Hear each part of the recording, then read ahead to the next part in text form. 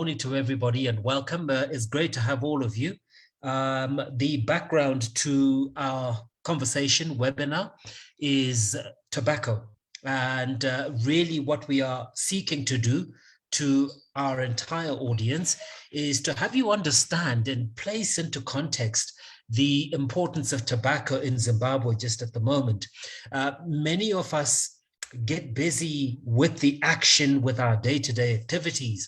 And sometimes we get so busy, we don't have enough time to pick our heads up and get the 30,000-foot view that gives us an overview of what is happening. And what is happening to all of us at the moment is that tobacco is rebounding in our economy. It has become, once again, one of the prime drivers of GDP growth. And in fact, going back and looking at the history of tobacco, most of you may not be aware that the peak of our production was in the late 1990s, when the sector produced 290,000 tons in that particular season in the 1990s. And at that point, we then reversed the trend, and it actually went down with the exodus of the commercial farmers. But happily, we can now report to you that the small-scale producers who have since come into the market are now doing especially well. And in fact, so well that we have recovered from a low of 60,000 in the following decades, to now rebound in 2021 to as much as 220,000 tons. So the signs are good. And the reason why this is good is it translates directly to your individual efforts, because the tobacco industry is bringing in easily well over 700 million US dollars. So the reason we are creating this platform is that through our partners and the hosts of this particular program, Agribusiness Media has discovered through an online poll that most of our farmers are not aware just how profitable tobacco has become. So what we are seeking to do with this particular interaction is to make sure that you have enough knowledge to be able to go out there and do what you do every day with the very best information. And this information will cover a few broad areas that include soil health, crop protection, and also risk management, and a general awareness of the economics of production, so that you are able to have the very best market knowledge at any particular time.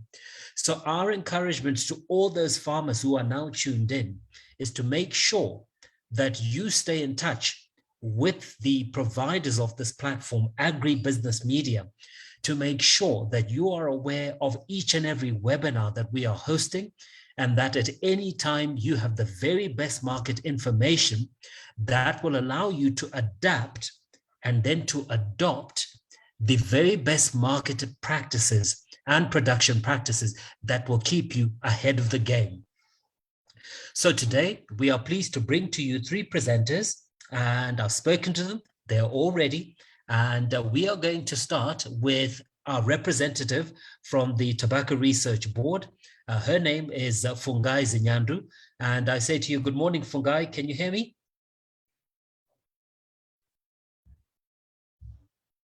Yes, Patrick, I can hear you. Terrific. Well, good morning and welcome to you, Fungai. We're really thrilled to have you on board. And I'd like to hand over to you and so that you can take over and start with your particular presentation. So once again, good morning and over to you, Fungai. Okay, thank you so much. Good morning to you, everyone. Allow me to share my screen with you.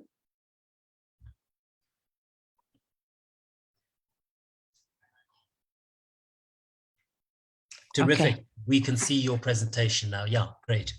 No, that's fine. Thank you. A pleasant morning to you, ladies and gentlemen, once again. My name is Fungai Zinyandu from Tobacco Research Board, and I welcome you to our presentation where we'll be talking more about tobacco production, focusing on soil analysis, transplanting, and field and pest diseases. So this is the layout of our presentation. We'll start with talking about soil sampling, straight to the acknowledgements. So in tobacco, in crop production, it is recommended that growers should know the fertility of their soils before production, and this can only be achieved through soil analysis. Soil analysis is important as it eliminates excessive and inadequate application of nutrients, which can result in nutrient disorders. So soil testing helps one to apply the correct amount of fertilizers and also the correct liming agents at a given time. It is recommended, we normally advise our growers to collect their soil samples early March up to May, just after the leaching rains. Samples should be collected at random points. This helps to reduce bias. So we recommend our farmers to collect at least 10 samples from the field per hectare. Growers should avoid collecting samples from N2 areas, areas with different soil types, and also areas where fertilizers are offloaded, as this increases bias. After collecting samples, soil sampling can be done using the Z scheme as illustrated in the picture, where we take soil samples, as I said earlier. After collecting samples, one should then mix thoroughly the sub-samples to make a composite sample, and this can be achieved through the quartering system.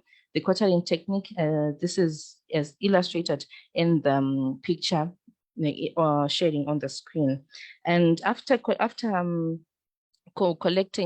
mixing the samples, growers should then submit their samples for analysis using, the samples should be packed in a clean container to avoid any bias or any contaminants, and the packaging should be well labeled so that the farmers will have the labels. The labels will be clear.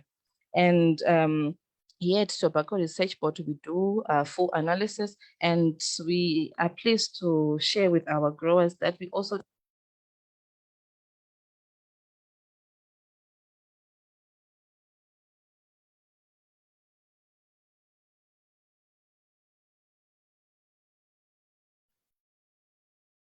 Hi, we seem to have lost Fungai there. Fungai, can you hear me? Can you hear me? Okay, now I can. So thanks very much for that. Sorry, we just seem to have had an interruption. But I'm also going to take advantage to remind our listeners, or at least make them aware, that while you are presenting, as with any other presenter, please can they channel whatever questions they may have through to our chat box. And when we get to the Q&A session, we will be able to review them. So please feel free, even now, as Fungai is presenting, to give us your questions, if indeed you have. Thanks, Fungai. Please continue. Okay, thank you so much. I'm sorry for that glitch. And so I was saying, I'm sure I was at this slide. After we have collected our samples and submitted the samples, we then wait for the lime and fertilizer recommendations. So we encourage our growers to take care of their soil, as this is the backbone of agriculture. And growers should also take care of the physical aspects, that is land preparation. Land preparation should be done on time. And also we should take care of the biological microorganisms in the soil, as these increase fertility in the soil. So after all this done, the soil analysis and the land preparation, it is time for transplanting. Tobacco is normally planted 1st of September up to the 31st of December, with the 1st of September being the irrigated crop, and from the 15th of October to the 31st of December being the dryland crop. These dates, ladies and gentlemen, are legislated dates that are very important in the tobacco industry, as they help in controlling the aphid population. If aphids are not controlled, this can result in outbreaks of diseases which are very difficult to control. These diseases include PVY, and it will more detail will be discussed during the course of the presentation. So we encourage farmers to stick to these stick to these stipulated dates, and we can also remain in the game ahead of the diseases that we are facing. We also urge our growers to choose the varieties that are best suited in their environment, and also the using their curing technique facilities so that they can ensure high yields of good quality. After we have chosen our varieties, it is then time for transplanting. When transplanting, growers should use ideal seedlings which are at least 8 to 12 centimeters in height, with a stem thickness of about 6 to 8 millimeters, and these seedlings should have a robust rooting system. Growers are recommended to use well-hardened seedlings. This maximizes survival upon introduction of seedlings to harsh conditions. So this can only be achieved through the good choice of seedling production techniques. Here at Tobacco Research Board, we recommend that farmers should use the floating system as it produces superior uniform seedlings, and also it eliminates nutrient leaching, it reduces foliar diseases and pests, and also there is less use of water, and it is very easy to manage. So we keep on encouraging our growers to use this cost-effective method in their production. For tobacco, tobacco is planted in light textured soils that are sand to sandy loamy soils, and it is planted at a spacing of 120 centimeters, that is the interrow, and the intrarow, that is 60 centimeters, and it is planted on ridges that are at least 20 centimeters in height. Tobacco is sensitive to waterlogging, hence poor drained soils should be avoided, and this can also affect the quality of the tobacco. So we encourage our growers to grow their tobacco in light textured soils. The transplanting procedure is as follows. It starts with the right marking of the planting stations. Planting stations should be deep and wide enough to accommodate at least 5 liters of water. Transplanting must be done with adequate water to minimize post-transplanting losses. Therefore, planting stations should be filled with water right up to the top.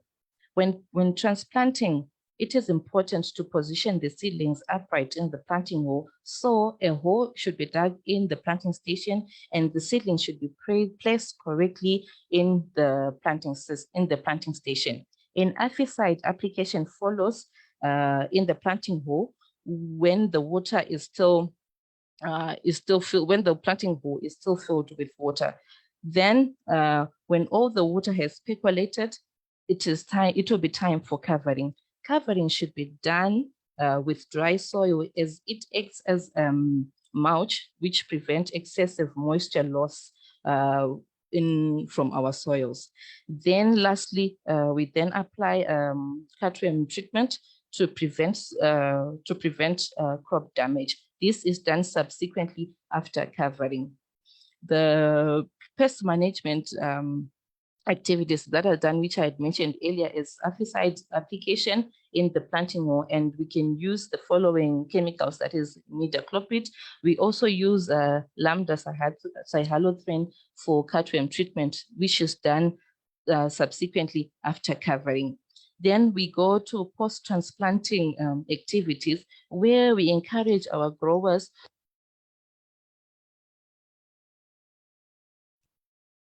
to apply herbicides 3 days within transplanting. The herbicides should be applied following settling in irrigation, and we encourage our growers to apply the herbicides in intrarows and avoid contact of the seedlings, as this affects seedling growth. We also encourage our growers to use protective clothing when applying these herbicides. And basal fertilizer should also be applied within 7 days of transplanting, and this is based on soil nutrient analysis, as I mentioned earlier. when you have received your results, that is when you know the exact amount of fertilizer to apply to your field. And we encourage our growers to use when applying fertilizers, to use the dumbbell bending method, which increases the efficiency of fertilizers. Then after we have transplanted our seedlings, not all seedlings mature at the same time, and seedlings should be nurtured at optimal size, and then they should be planted later. This can be achieved through consolidating the remaining seedlings and addition of nutrients such as calcium nitrate, ammonium nitrate, and this helps the seedlings to grow well, and they can be transplanted out later, maybe during gap filling or even another planting times. And seedlings can either be clipped to increase uniformity and also to enforce hardening on the seedlings. And we now move on to the field and pest diseases, where my colleague Mike will talk to you about this.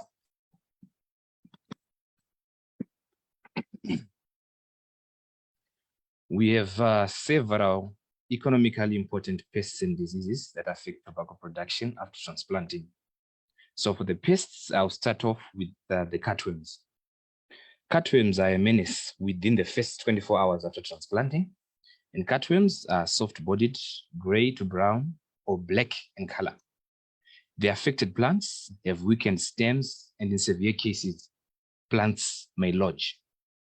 Luckily or fortunately, we do have control options that are available for the management of cutworms, lambda-cyhalothrin, and also biological control agents such as Beauveria bassiana. For the aphids in Zimbabwe, the two common ones are the red and the green aphids, and we have both the winged and the wingless aphids.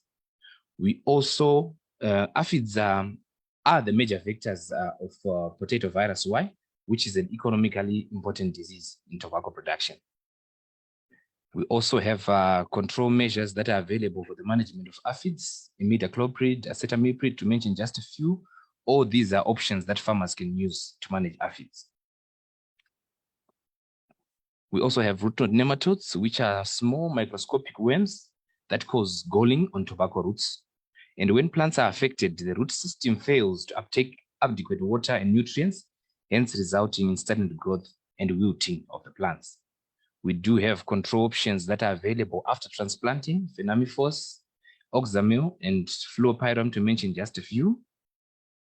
As for the diseases, angular leaf spot is one of the major diseases that we have in the field. It's a bacterial disease caused by Pseudomonas thuringiae. And this disease, ladies and gentlemen, is problematic, especially in wet seasons, where we have normal to above normal rainfall. That's when angular leaf spot is a menace. Over the years, for the past 3 decades, we've been using acylbenzoyl S-methyl, known as your Bion, for the management of this disease. And Bion, I'm glad to say, to this very day, it's still effective, even after 3 decades. We also did work, and we managed to register some several bactericides, such as Kasugamycin vacciplant, to mention just a few. All these are options that are available for farmers to use for the management of angular leaf spot. As for the fungal diseases, frog eye and alternaria, these are problematic, especially at 8 weeks after planting. We do have combinations of strobilurins and triazoles, your azoxystrobins, tebuconazole combinations, azoxy and difenoconazole combinations for the management of both diseases. We start applying any of these active ingredients from 8 weeks after planting through to 14 weeks after planting. Potato virus Y is an economically important tobacco disease, and symptoms include vein clearing, vein bending, bronzing, and necrotic veins, as you can see from the pictures that I've posted there. And the disease is transmitted primarily by aphids, but literature also has it that it can be transmitted mechanically. And currently, there are no chemical control options that are available for the management of the disease, so cultural practices remain an important control remedy for the establishment of this disease. Sticking to the legislated planting and stock destruction dates is key in managing potato virus Y in tobacco production. This is our presentation, ladies and gentlemen. Would like to acknowledge the following people. Thank you. Mike, thanks very much for your presentation, and Fungai as well. Listeners, just a reminder that if you do have questions after this presentation, please direct them to the chat box. We are going to have time for your questions at the end of the presentations. What we are going to do right now is move very quickly to our next presenter, who is Pelagia Marumaoko. Pelagia is speaking on behalf of Mr. Dokotera from the Tobacco Industry Marketing Board. So we say to you, Pelagia, good morning. Good morning, Patrick. Good morning, everyone, and thank you once again. Terrific. Please go ahead. Okay, I'm going to speak about the tobacco marketing season of 2021-2022, which is the current season, and I'm going to talk about the market overview, whereby I'll start with grower registration, then we'll move on to the area planted, the licensed stakeholders, sales performance, and lastly, the experts.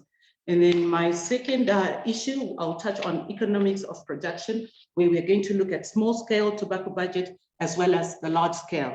So on grower registration, basically we're saying these are the farmers that contributed to the 2021-2022 season, whereby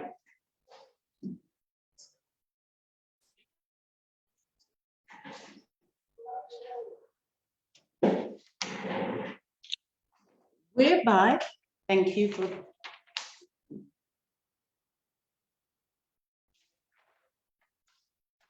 whereby I'll speak of the number of growers that were registered in this current season. We had an increase from the previous season, which is the 2020-2021, which had 135 growers that were registered. And for this season, 155,097 growers contributed to the marketing season, whereby we can see that we had an increase in provinces such as Marsh Central, Marsh East, Marsh West, and Manicaland. I will then move on to the area that was planted for the 2021-2022 season, which is on the next slide, where we had 110,794 hectares that were planted. In comparison to the 2020-2021 season, there was 125,000 hectares that were planted. So this current season, we actually had a slight decrease on the area planted. We'll then move on to licensed stakeholders, whereby this is one of the services offered by TIMB. We had 3 licensed auction floors, mainly TSF, Boca, and we also had Premier Tobacco auction floor. And then on those floors, we have buyers that participate, and these are classified as A-class buyers. And we had 34 of those buyers licensed for the 2021-2022 season. And we also had contractors who were 34 for the current season. This means that in Zimbabwe, we have a dual system, whereby we have an auction system and also a contract system. An auction system, this is whereby merchants actually bid for their preferred tobacco. And then on contract, this is whereby a contractor provides inputs to a grower, and the obligation is for the grower to deliver his or her tobacco to the contractor per se. But these auction floors are only available in Harare province only. However, besides the cells in Harare, we also had decentralized cells, whereby we had some in areas like Kiroi. We also had some in Vuri. We had other floors in Bindura, Marondera, and Rusape as well, so that our merchants could easily access their growers in these areas. We will then talk about the current sales statistics, whereby currently we are at day 110, and we have sold 206,402,000 million kgs. at an average price of $3.06, and we've raked in $631 million US. In comparison to last year, this time we had sold 209 million, and we had actually raked in just 587 at an average price of $2.80. But however, with the current stats, auction sales have contributed 6%, and we've had 94% coming from our contract sales, whereby 34% of the 96 has come in from our decentralized sales.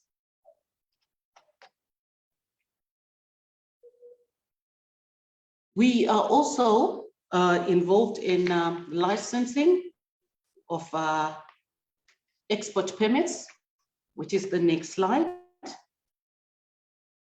whereby I'm going to talk about the mass that has been exported to date in comparison to 2021. And so far, we have exported as a nation 106 million, and at an average price of $4.62, compared to last year, which was slightly lower at 95 million and at an average price of $3.97. So on the marketing aspect, I've spoken about the registered growers, I've spoken about the players, the licensed buyers and the contractors, and what we have sold to date. So I'll move on to the production of tobacco itself, where I am going to talk about the economic thing. We've got two types of growers in Zimbabwe.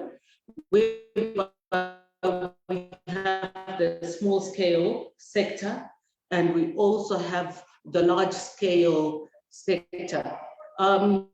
These growers, they differ in the way that they conduct of small scale, whereby on small scale, these produce tobacco at a smaller hectarage, and their expected yield per hectare will be at 1,500 kgs at an average price of $3.50, and their projected income would be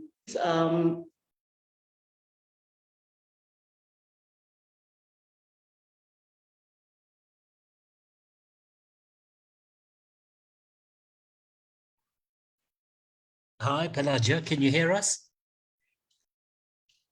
Pelagia, we have lost your connection there. We seem to have dropped that particular connection. Pelagia, can you hear me?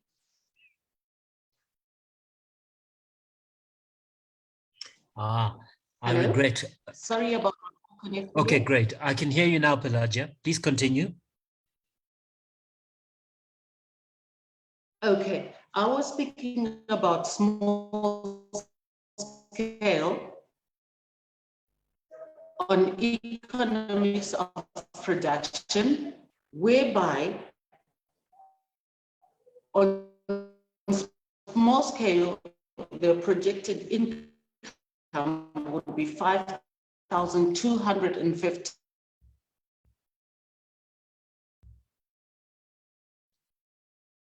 Yeah, Pelagia, you know what? We are still struggling.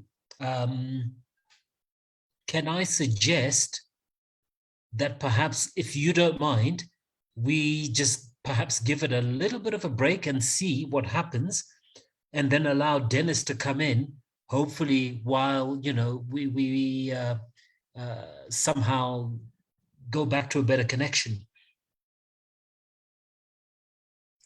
Yeah, definitely we've lost Pelagia there. So Desmond, can you hear me?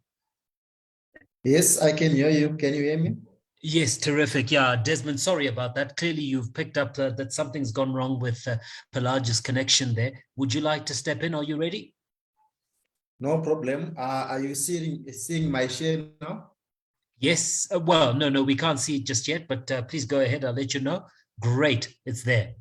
Is there. Thank you very Yeah. much. My name is Desmond Simuto. I'm the agronomist for THI Insurance and Zimnat. You can call me an insurance agronomist. I do agricultural insurance. Thank you very much for having me, listeners and viewers all over the country and all over the world. Yes, I'm going to be talking about risk management in tobacco production. That is our area of specialization. But I'm going to start by talking about THI Insurance. THI Insurance is an organization founded in 1938. It's about 80 years plus old, and the name suggests that it's tobacco insurance, so that's our area of specialty.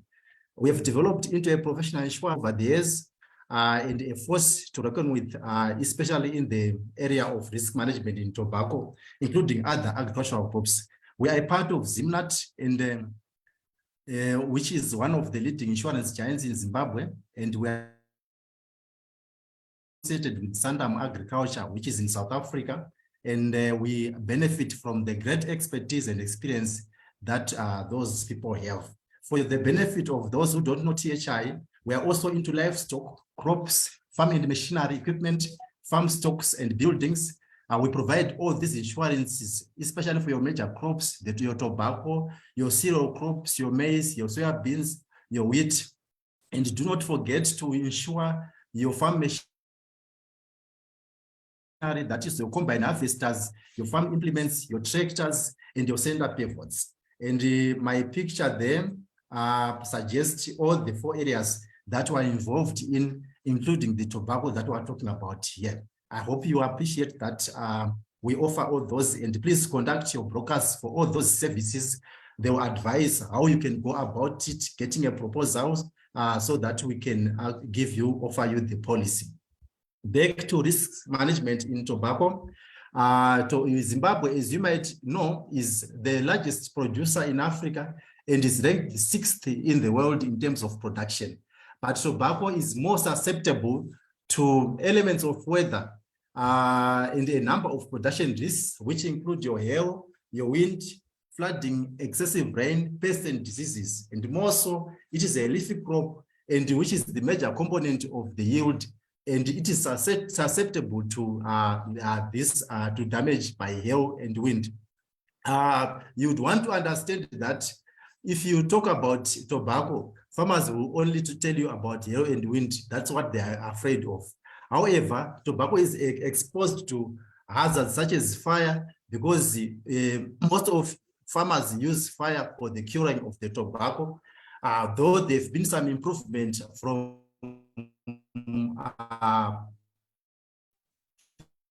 the producers now use very little of the energy, and also which are less hazard in terms of curing. Tobacco is also risky in terms of when it comes to transit. It is on risk by fire, it is on risk by theft also, and also accidental damage. Theft is also one of the risks that happens with your tobacco. In a research which was carried out for a 30-year period from 1986 to 2016 by Faustat, it's indicated that tobacco contributed more loss than any other crop, indicating that risk management is very much important when it comes to tobacco production than any other crop. But that doesn't mean that other crops are less important, because all these crops, especially the top 7, they contribute significantly to the GDP of our country. You would want to know that tobacco is susceptible to hail and wind. Like I've just said, it is susceptible to drought, excessive rain, flooding, fire, theft, transit risks, and pests and diseases, just to emphasize what I've just introduced. I will then touch a few of these risks. When you look at drought, Small-scale farmers are more susceptible and they are most affected because they do not have irrigation and they rely on rain-fed crop, like have been mentioned already by TRB, that they actually you grow non-irrigated crops. But however, drought can also affect irrigated crops because once we have drought, it means the following year we might have low levels of water in the dams and reservoirs, making it very difficult to have water for that. Tobacco affects crops, but however, tobacco is a bit tolerant to short periods of drought. But death of plants, if dry spell prolongs, they can reach actually when the condition reaches permanent wilting point. Most insurance companies do not offer drought in tobacco insurance, but innovations are underway to offer drought cover in form of weather index insurance. The drought mitigating strategies include your irrigation. Farmers have got to strive by all means to drill boreholes, construct dams, and so that they can have water to irrigate and buy equipment for irrigation, which is quite expensive for our small-scale farmers, of course. But this is the way to go as far as mitigating the risk of drought is concerned. When I go around farms during the growing season, I have seen farmers doing potholing, even those with irrigation, so that they can trap water, so that their fields remain wet with adequate moisture, so that they can also reduce irrigation. Staggering planting days to spread your weather risk is also important. You have to plant on different times so that your crops are mature at different times. And also if the other crop fails, it means you can win. Moisture conservation techniques, including the ones that I have mentioned, are so important. It is important for small-scale farmers to do early planting. Water planting have just been spoken about. It's also another strategy. Winter plowing is very important because when you plow in winter, when the soil is wet, we conserve moisture. And when it dries on top, it means that by the time we start doing our water planting, we have enough moisture in the root zone. Excessive rain is also one of the risks that can affect our crops, especially tobacco. This can be caused by continuous precipitation or a heavy rain that results in water filling the soil to its filled capacity. Excess water will then affect the plant. It drives away the oxygen from the root zone, and this affects our plants. How does it affect our plants? There is oxygen depletion, there is stunted growth, death of plants happens and leading to decay of the roots. There's also nutrient loss, especially nitrogen from the soil is affected. Plants wilt and die. There's also the effect of low yield that happens there. Flooding is also one of the effects that can also happen as far as risk is concerned. Water escaping from an enclosed water source has potential to cause flooding to neighboring tobacco crops, thereby causing damage. And this flooding also occurs when the river discharge exceeds its channel's volumes, causing it to overflow to areas surrounding the channel. This may be tobacco lands. So dams, reservoirs are also sources of flooding when they break and overflow. We all know what happened during Idai. We have seen that dams in Manicaland were bursting and causing a lot of damage to crops, very massive damages. Construction of contours, avoiding stream cultivation, stream bank cultivation, and avoiding locating arable lands down the stream is a control that we encourage farmers to do.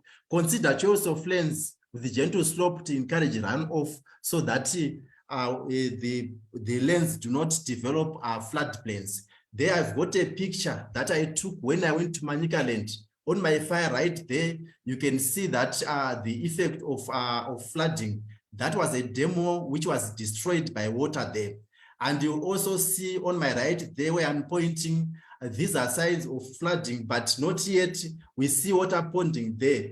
And you can see that that crop, that tobacco plant has been affected by hail and also is being affected by waterlogging. what are the effects of flooding to tobacco? A direct rushing of water can destroy the tobacco. The submergence of plants, and this creates abiotic stress in crops, including reducing light availability. Oxygen depletion, of course, I have mentioned about that. There are also chemical and physical changes of the soil that takes place when this happens. It creates anaerobic conditions. Anaerobic conditions are conditions whereby respiration starts to take place in reverse, causing fermentation. And this results in the formation of lactic acids, and this affects the soil acidity, which becomes very low. And some substances are also toxic to the plants itself. That's why where you see flooding, you can see plants dying in the flood. It's because of these toxic substances, and also the pH that changes drastically. And also I have mentioned that the effect is that nitrogen, there is denitrification of the soil, resulting in loss of nitrogen. That is why when you see where flooding starts to take place, you see yellowing of plants in the field. That is the cause of flooding. How do we mitigate flooding? Construction of contours, of course, avoiding stream bank cultivation, avoid locating arable land down the stream. Hail and wind damage, I have already spoken about that. If there is something that farmers are afraid of, especially tobacco farmers, is hail and wind. When I joined THI Insurance 7 years ago, I didn't know that hail will actually okay every year and every season, because I had not actually experienced hail at the rate at which I witnessed hail when I met an insurance company which deals with the hail damage in crops. In any case, what I'm trying to say, it happens every year. It damages your leaves, it damages your stems, and it can destroy the entire crop. 2021-2022 was the wet season since THI records began in 1938. The only way is to do financial risk transfer by taking a policy of hail insurance for your windstorm at THI Insurance.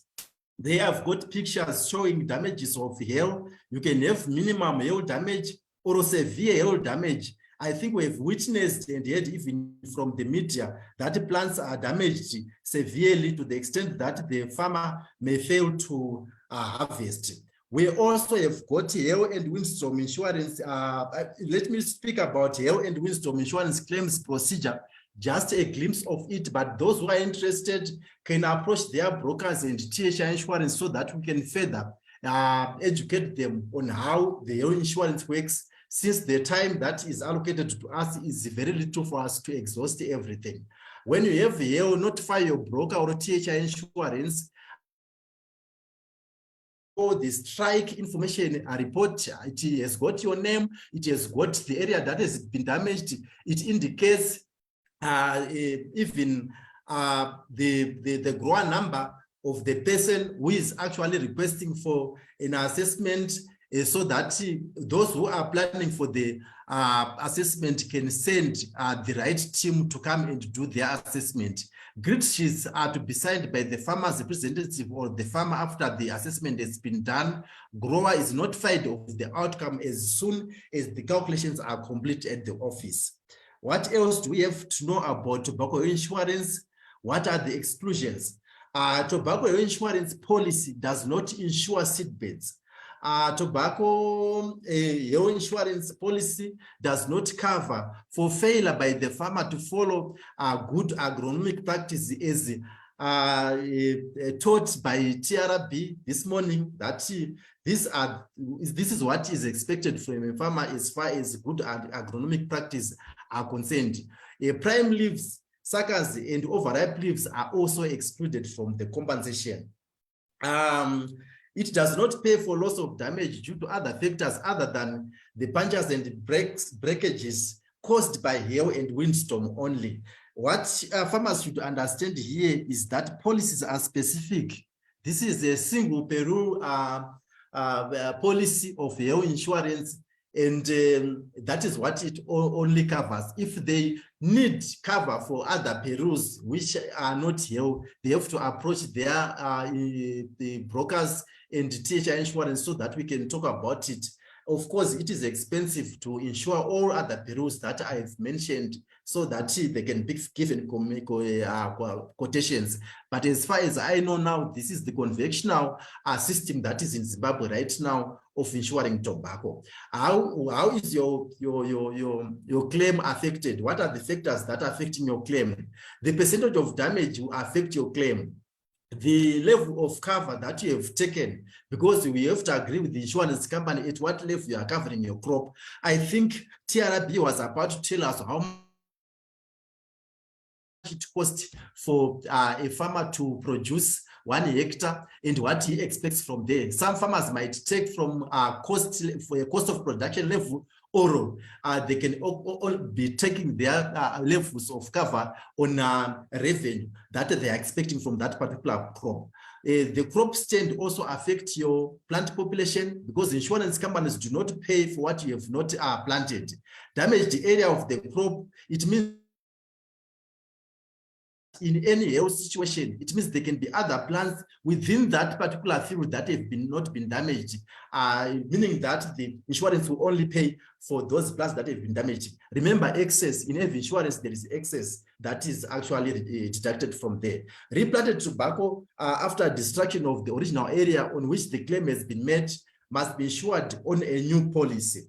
Let me come to the crop processing infrastructure in transit insurance, which is commonly called field to floor insurance with the other insurance companies or in the farming sector. At THI, we call this CIT, crop processing and infrastructure in transit insurance, because when we say field to floor, it would look like it covers the field.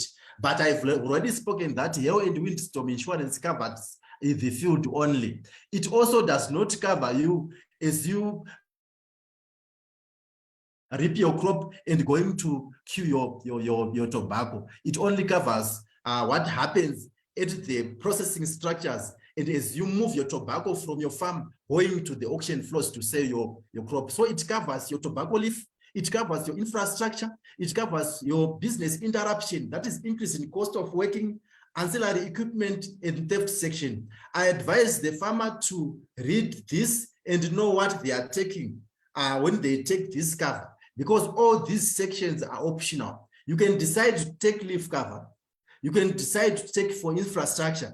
You can decide to take everything that is there, and each and every option has got a cover there. So for your leaf section, it covers fire, allied perils. Suppose you're storing your tobacco and hail comes and removes the roof, and then water comes in and soaks all the tobacco. That is what is called by allied perils. It also covers against fire, of course, during curing, and then your transit risks as you move your tobacco to the auction floors is covered there.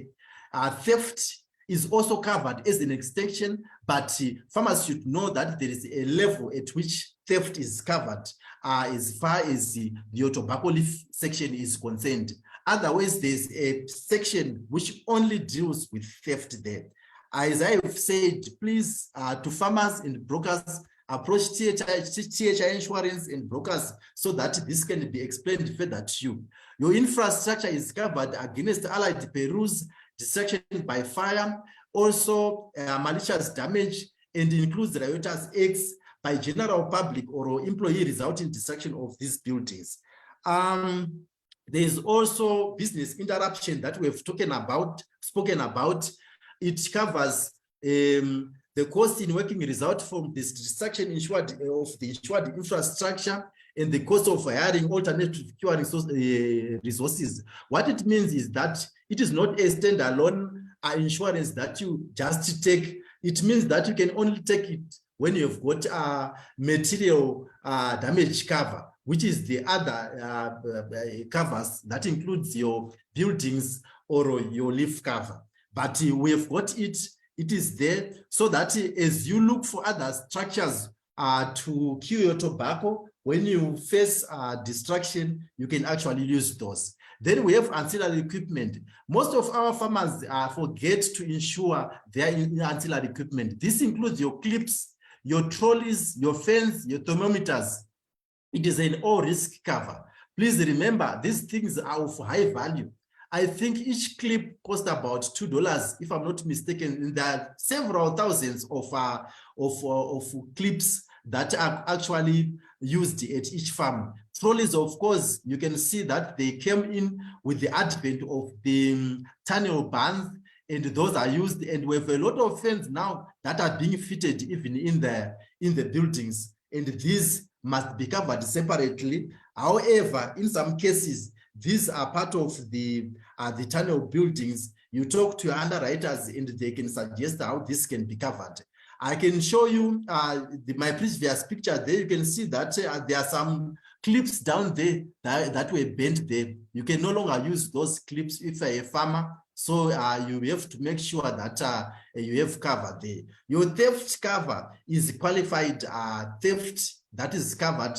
So we expect that it is forced entry and mysterious disappearance of bales or of tobacco is not covered.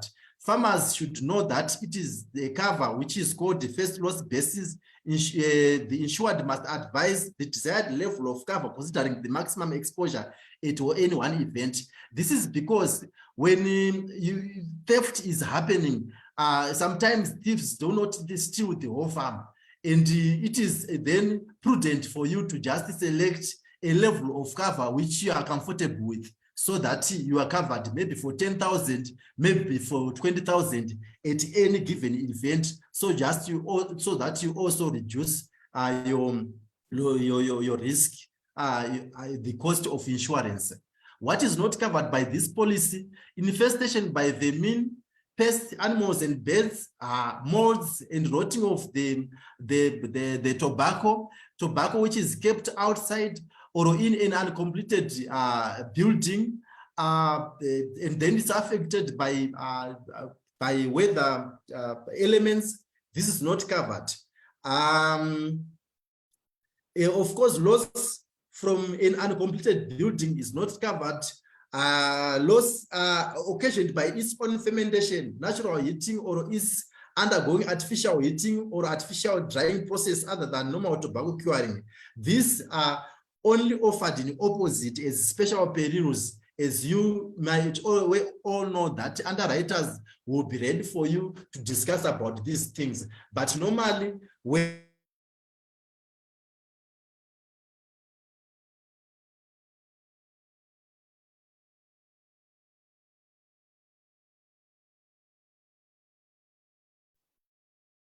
Hi, Dennis, can you hear me? actually not covered in terms of insurance conditions, but those who understand insurance, they know that they are covered because of them being special perils. So you find at times these are being covered. We advise you to contact your broker for everything that I've been talking about, and also contact us on those numbers that are showing on the screen. And ladies and gentlemen, I thank you for taking part in this presentation and also listening to my presentation. I thank you for the presentation. Thank you, Dennis. Thank you very much. And thank you for coming in so promptly. Can I just establish before we go to the next part of our programming? Pelagia, are you still with us? Can you still hear me? Yes, yeah. Pelagia? Yes, Okay, Patrick. great. Sorry, I know that we had difficulties with your connection. Would you like to finish off? Sure. Please do. Thank you.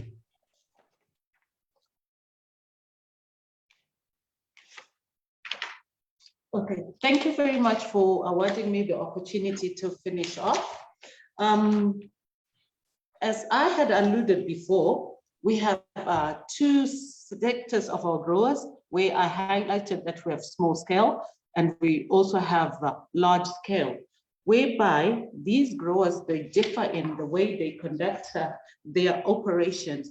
If you notice, sorry, Patrick, can we go back to the small scale slide? If you notice on the small scale slide, On the small scale side, the slide, in terms of their barns, we've got a rocket barn construction, whereby our growers use these types of barns as small scale farmers. And then you'll also notice that on commercial, on the large scale, we will not have these barns there because our large scale, they use barns such as the tunnel. And these barns also require the use of electricity as well as coal. And on the other hand, our small scale farmers, they rely on firewood. And then also our large scale farmers are well equipped in terms of farming implements. And our small scale farmers are disadvantaged on that aspect. And these guys also rely, plus or minus 85% of our small scale farmers rely on rain-fed water, whilst our commercial farmers make use of irrigation. So that's why the budget of small scale is slightly lower than that of our commercial. And the expected total after all the expenses for small scale being at 3,198 after all, after everything has been done, seedbed, lent prep, fertilizers up until the marketing day. We'll then move on to large scale, which is the last one, whereby on large scale, their projected yield in this case is 3,000 kgs per hectare, as these guys grow tobacco on a larger scale at an average price of $3, and their projected income at 9,000. You can see that with these guys, it also includes fuel. They make use of tractors. They repair and maintain their farming implements. We have irrigation there. We also have ZESA, and also to allude on what Dennis had just said, they also have insurance. They cover their crop. And then lastly, their total income per hectare would be 5,542 they expected. And these guys also have administrative costs included on their projected budget for production of 1 hectare. Thank you very much, Patrick. That concludes my presentation. Fantastic. And thank you for being on the ready there, Pelagia. I think it's listeners, I'm sure you'll have gathered that today you have had 3 distinct aspects of your farming that have been addressed. And what we are going to do now is go back to our host at Agribusiness Media, Rawlings, to see what questions that you have generated so that we can now give you some answers, but also going into the future to make sure that we get your feedback so that we can focus and zero in on specific ones as we go through, so that we continue to give you the kind of information that can give you the results and indeed the profitability that you desire. So Rawlings, can you hear me? Yeah, sure, Patrick. Thanks very much, the presenters and farmers for joining in, and also for the overwhelming questions and comments that we have been receiving. And please do keep them coming. So the first question, I think this is for TRB, is from Tanasco Farms. They say, is there a special package for soil samples, or we can use any special packaging for soil samples, or we can use any?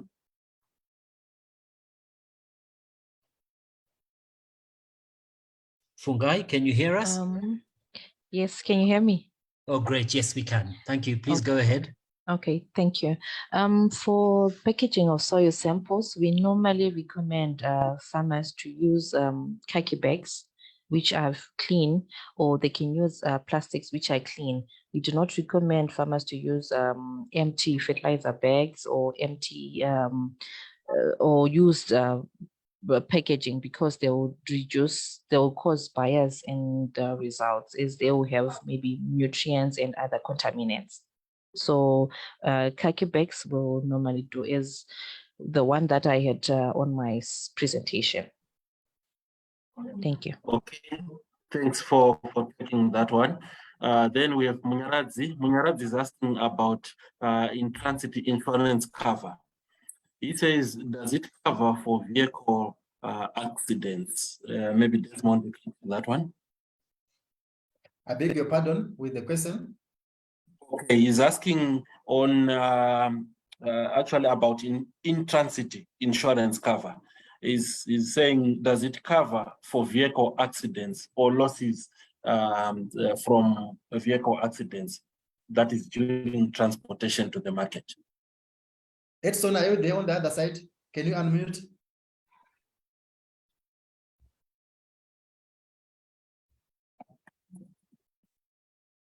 Okay, I will take it up. The cover for vehicles is on its own. We only look at the crop itself. That's why I explained that it's for leaf cover and not any other thing. Insurance tends to be specific to what it's covering. I was going to ask Edson to come in because he's a specialist underwriter in that area. Thank you very much. Okay, it's all right. What I beg your pardon. I beg your on? pardon. Sorry, I beg your pardon. I've got Edson here. Hi, Patrick. Okay. Hi, Can you hear me? Edson. Please go ahead. Okay. If I heard the question correctly, he's asking if the tobacco is covered in the event that there is an accident. Yes, the tobacco is covered when there's an accident and the tobacco is destroyed. Okay, thanks very much. I hope, Munyarazi, you have been answered there. The following question is directed to TRB. It's from Mr. Mulambo. He says, thanks TRB for the great presentation. What is the best soil type for tobacco production? Or we can use any. Is there a specific soil type for tobacco production or any can do? That is from Mr. Blanco.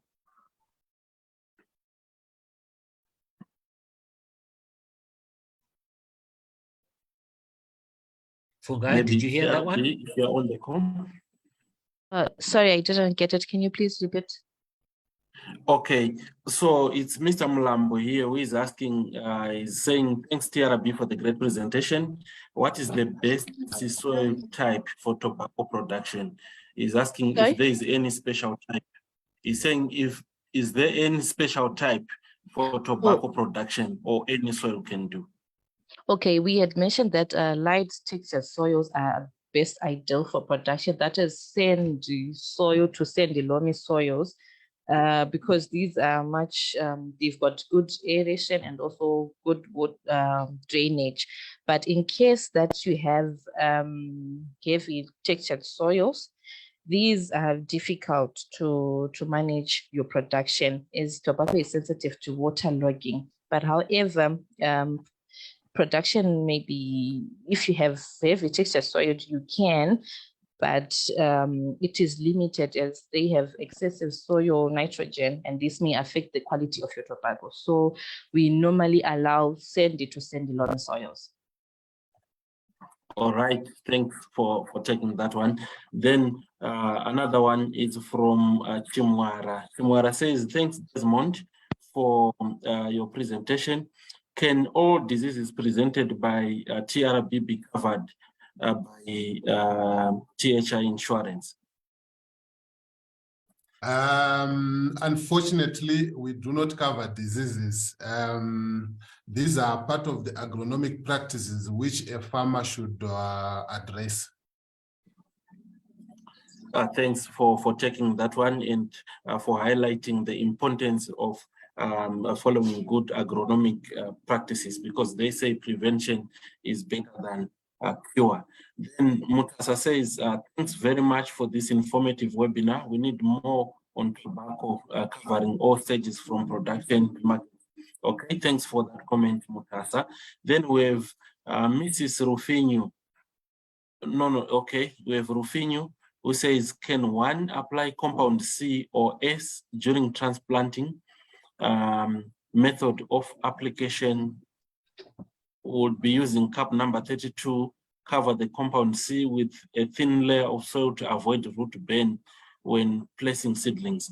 So I think they're asking how to avoid root burn when applying compound C when placing seedlings. Okay. We had during my presentation, I had recommended that we can use the double bending method. That is, you place your fertilizer on both sides. That is about 5 to 10 centimeters away from the plant. So we normally recommend that farmers should use a spade because it has a deeper coverage, and the spat can go down in the soil and avoid the direct contact of the roots. So that the double bedding method will be ideal for use. And as I mentioned earlier, we recommend that growers should submit their samples for analysis, and they do not need to just apply the fertilizer that they think is ideal. So we tell the growers what exactly to apply in the soil and at what given time. Thank you. All right, thank you for that one. And whilst you are still there, we have another one from Tatarara. He says, what is the turnaround time for soil testing? One, do you interpret the results for us, as in how much fertilizer we apply per hectare, or you give us the results and so we can find someone else to interpret the results for us? So it's in two parts. Okay, the turnaround time for soil results is 8 working days, and we offer free lime and fertilizer recommendations for tobacco production. So we interpret the results for you, and we give you the amount of fertilizers that you're supposed to apply. That is the basal fertilizer, the top dressing, and we also offer advisory notes on mutations that you are supposed to do in your fields. So we do everything for you. All right, thanks for taking that one. Then another one is from Mrs. Maramba. Mrs. Maramba says, we are having challenges with some of the contractors. Where do we report should we have challenges with them? Because some are taking advantage of us small scale farmers. I think this is for TIMB. Thank you very much. We urge our farmers to report at TIMB head office, but however, on the cells, at all contracting cells and auction cells, we also have our arbitrators present there. So in a situation whereby a farmer has had an issue with the contractor or the auction floor or any other stakeholder, they can also approach our arbitrators on the ground and they can also assist them.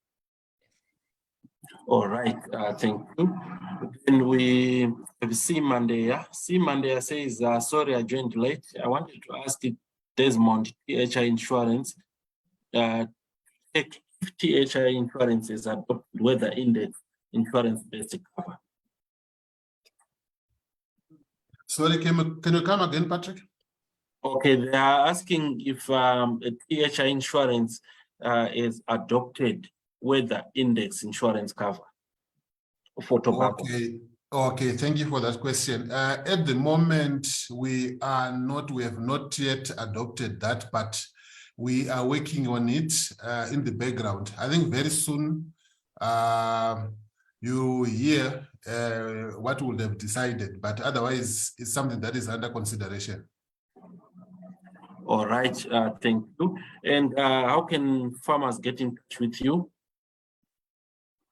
Farmers can actually contact all their insurance brokers, or they can come to our offices, or they can get in touch with us on the numbers that Desmond shared on the screen. All right, thanks. Then another one is for TIMB. It says, thanks TIMB for the gross margin budget. How do we get in touch with you?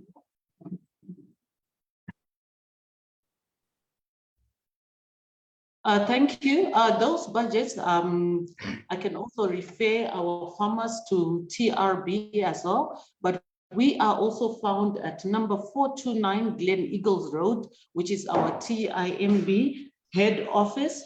We also have regional offices. We have an office in Karoi, which is Marsh West. We have another one in Chinhoyi. We also have an office in Bindura. We've got another one in Vurwi. We've got Marondera, Marsh East. We've got Rusape, and we've also got another office in Mutare. So we can, all farmers or stakeholders can get hold of us through these offices. But our phone number at the head office is 0772 145 165 up to 9. All right, thank you. And the last one I'll take is saying is for TRB. It's saying, where do we drop our soil samples? I am a farmer in Goromonzi.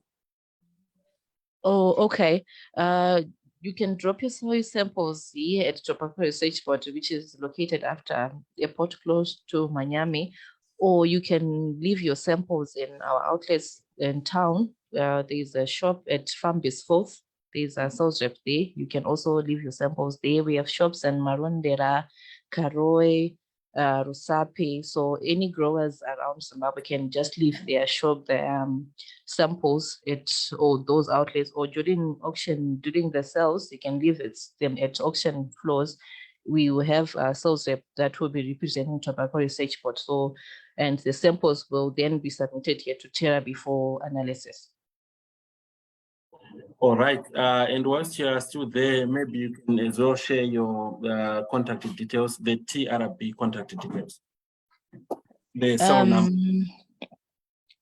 TRB contact detail is 086 88002604.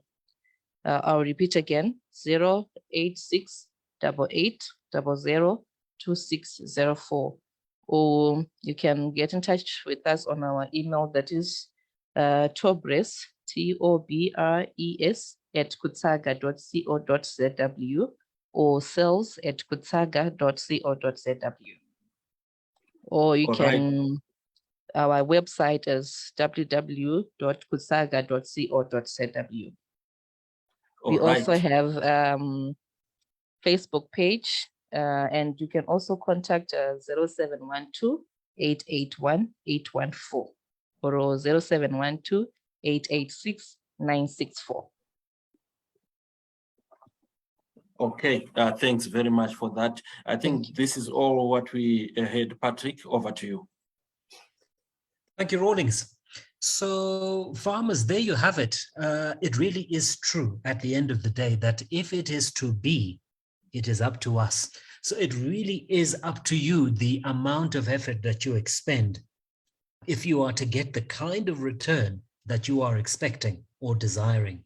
And also, it is equally true to say that things get better when we get better. And the only means to get better at the moment in this competitive environment that is also volatile and continuously changing is to make sure that you always get access to the very best information. And through Agribusiness Media, we can assure you that we will continue to have these webinars and to make sure that you are updated with the very best information.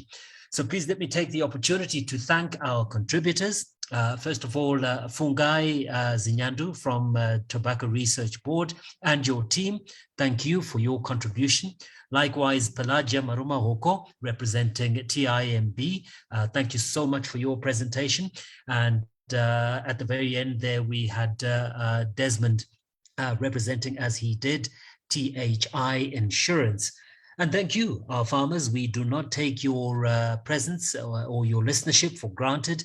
And we are looking to build on this partnership with you so that we grow with you and support you every step of the way. So thank you, Agribusiness Media, for this platform. And we look forward to speaking to you again very, very soon. Thank you and have a good weekend.